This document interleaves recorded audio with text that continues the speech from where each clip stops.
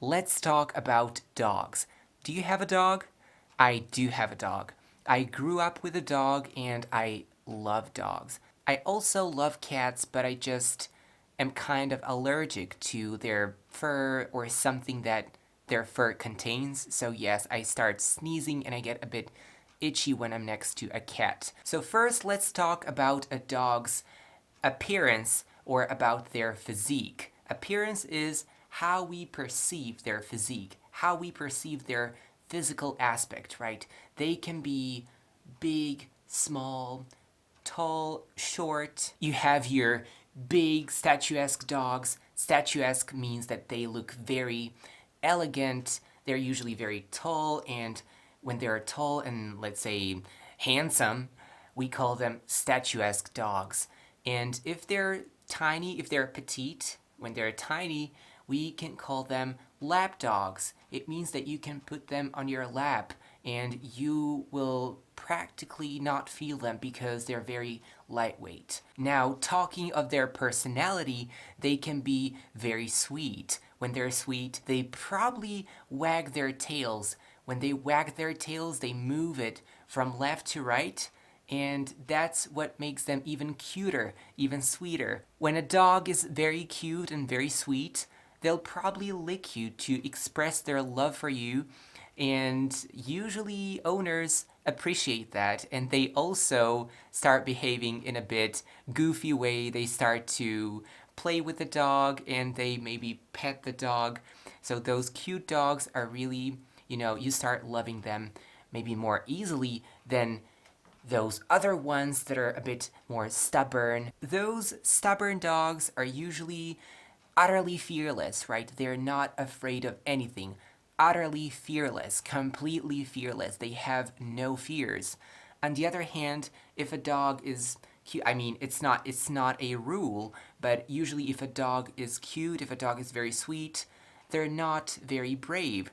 So we can say that they're anxious and vigilant, right? They are afraid of things. They're afraid of occurrences. They are afraid of other animals as well. Some dogs, usually those small and cute ones, will tolerate things easier than those that are, let's say, more savage. They will not tolerate things easily, and you will see their fearless character. It's usually all over the place. I mean, I am generalizing now because I want to teach you some vocabulary. This does not apply to all the dogs in the world, right? So maybe if you have a dog, you will recognize some of these behavioral patterns and you'll say, okay, this is my dog, or this is definitely not my dog.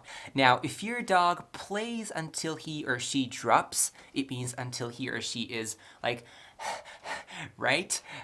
You can say that your dog is frisky. Frisky means full of lively energy, very dynamic. On the other side, your dog might be lazy and not really frisky. So in that case, you'll say that your dog is low-key, not upbeat, right? We have low-key and upbeat. So if your dog is lazy, he or she is low-key, just chilling. Let's try to make a small description of a dog. My dog likes to lounge all day long. He likes to lounge in the living room. He likes to lounge on the sofa. When your dog likes to lounge, it likes to just kind of lie down and not do much.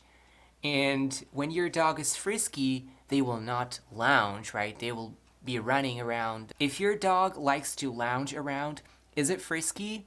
Well, definitely not, because these two traits don't go together very well. A lazy dog and a frisky dog, these are two opposites, but maybe sometimes you'll see the two in a dog, which is pretty rare, I'd say. If your dog obeys you, if it listens to you, when you say stop, it stops. What can you say? What's your dog like? It's docile. Docile. If he or she is the opposite of that, you could say that your dog is mischievous. Mischievous. It's not obedient. It's not docile.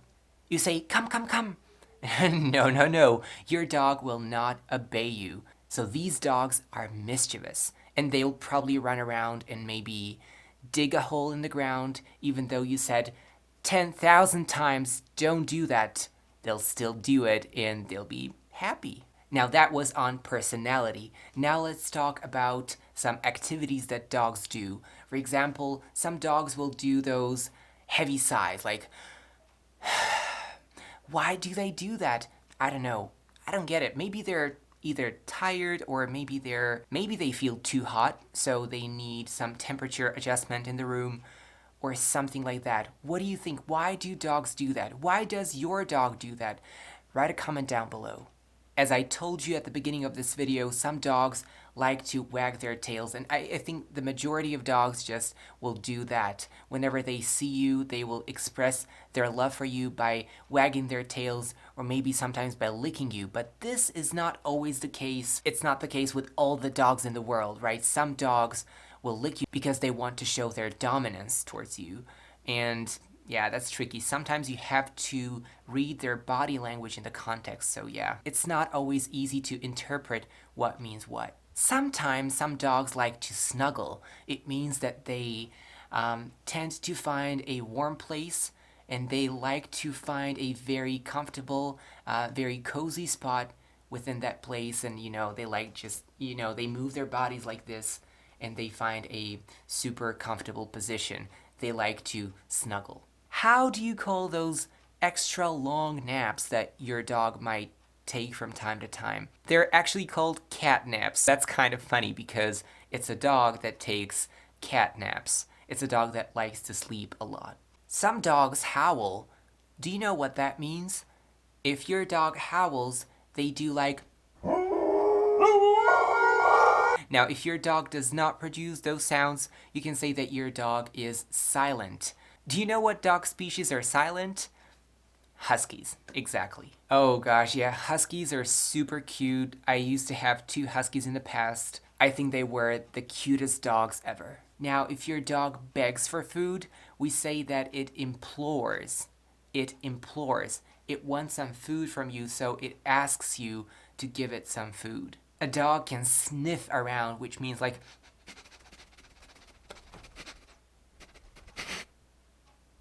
Your dog might love scratches, which means this, right? They like to be scratched.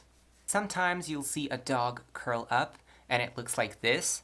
Okay, some dogs really enjoy those muzzle nuzzles, and they do this because they want to show their attachment to you or to another dog. Tell me, does your dog do that? A muzzle is that protruding part of a dog's face, right? The nose and the mouth. 2 in 1. And a nuzzle is that movement that they do, like this. So a muzzle nuzzle is not there just for a rhyme, but it rhymes, so yeah, it sounds cute. And finally, one activity that many dogs like to practice is shedding, which their owners usually hate from the bottom of their soul. So if your dog sheds, you can see their hairs all over the place, and it's really hard sometimes to remove them. But yeah, that's like a part of a natural process of shedding, and yeah, that's okay. By the way, the dog that you were watching throughout the video is my dog. His name is Raf, and he is a 4-year-old Belgian Shepherd, or Malinois. And he is frisky as hell. I don't know about your dog, but mine is definitely maybe one of the most friskiest dogs, because that species is really known for being frisky. So that's it for today. Thank you for watching. I really hope you learned something new today. I really hope that your dog-related vocabulary has expanded. Thank you so much, so see you next time.